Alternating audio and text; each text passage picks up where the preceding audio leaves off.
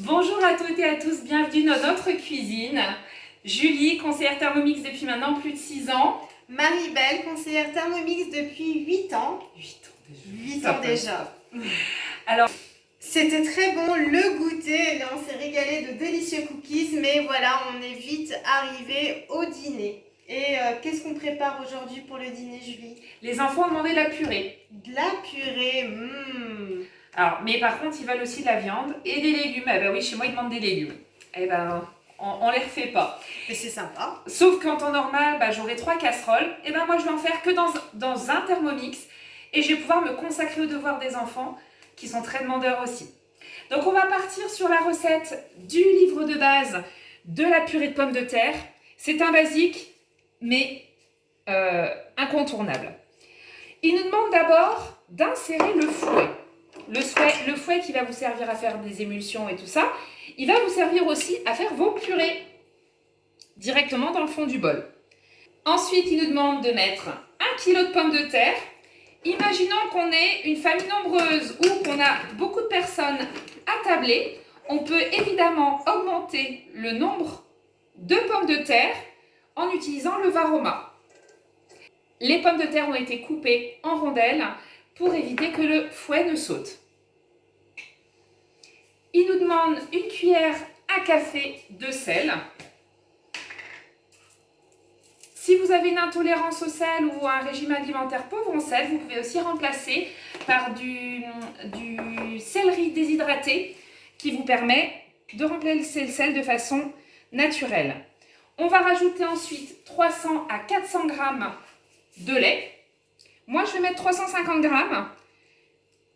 Vous allez comprendre pourquoi.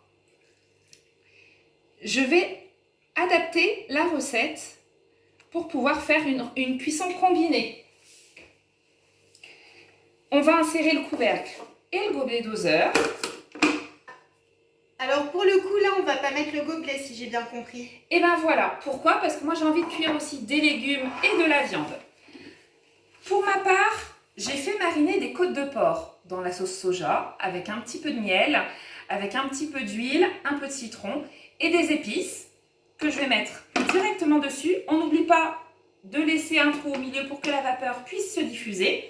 Et donc, est-ce que ça peut être autre chose que de la viande, Julie? Alors, on peut faire du poisson. Par contre, on l'insérera un petit peu plus tard parce que là, on est sur 30 minutes. Du poisson, ça va être une vingtaine de minutes. Mais aussi, on peut faire du boudin avec des pommes à l'étage au-dessus. Pour ma part, je suis partie sur des haricots verts plats que je vais mettre là. Imaginons qu'on est que à 2 ou tout seul. À cet endroit-là, on peut mettre 2 filets de poisson avec des brocolis et à l'étage en dessous, 2 saucisses par exemple, avec des courgettes, vu qu'on a la purée en dessous. Ce qui nous permet de faire 2 repas en une seule cuisson. Donc, si je comprends bien, on gagne quand même du temps. Du temps. Et de la vaisselle. Et de la vaisselle, évidemment. Très bien. Donc, on reste sur le même temps, 30 minutes. Voilà, 30 minutes. Et pendant ce temps-là, moi, je vais pouvoir me consacrer aux devoirs des enfants. Je sais que ça ne va pas brûler. La purée ne va pas déborder. Et bien. Tout Donc, simplement. on ne bouge pas la température, on reste sur 95 degrés ou on met Varoma. Et ben voilà, et ben c'est la seule différence, c'est qu'on va juste prendre la main et je vais augmenter en température Varoma. Petit moyen mémotechnique, ce récipient s'appelle Varoma. À partir du moment où vous mettrez le Varoma en place, vous mettez la température Varoma. Que ce soit sur le TM31, le TM5 ou le TM6, vous allez tout simplement pousser la température au maximum manuellement, directement. Bon bah super, je te laisse aller aux leçons avec les enfants. Et puis moi je vais passer un coup de fil à une copine pendant ce temps-là. Et ben génial. À plus tard. À plus tard. Ça y est, la recette est terminée. On va voir ce que nous propose la recette pour la suite. On va rajouter 30 g de beurre coupé. Alors déjà, on va sortir le Varoma. Donc vous voyez, vous retournez le couvercle et ça vous permet de ne pas faire de gouttes avec votre Varoma. On le met de côté. Vous voyez, les haricots sont bien cuits, donc les légumes. Et la viande, elle est juste parfaite. Donc on peut continuer. Et l'avantage de cette cuisson de viande, c'est que vous allez avoir une viande qui est très tendre, contrairement à une côte de porc qu'on va faire sur la plaque, qui risque d'être un petit peu sèche. Et bien là, elle va avoir toute son onctuosité, ça va être super sympa. C'est vrai que la cuisson vapeur, ça fait une viande très tendre et juteuse, et notamment pareil pour le poulet, hein, qui sont des viandes assez sèches à la poêle. Et là, voilà. Il nous demande de rajouter 30 g de beurre. Donc, je rajoute 30 g de beurre. Ensuite, une pincée de noix de muscade. Alors, le gros avantage aussi d'avoir fait la viande au-dessus, c'est que là, le jus de viande est tombé dans la purée. Moi, c'est un choix pour moi. Imaginons qu'on ne veut pas le faire, que la viande tombe, comment on fait Alors, si on ne veut pas que le jus de cuisson retombe à l'intérieur, donc pour donner du goût à la purée, notamment si vous faites du poisson, vous allez pouvoir mettre une petite feuille de papier cuisson que vous aurez légèrement humidifiée et bien pressée, et puis ainsi vous mettez ça sous votre viande ou votre poisson.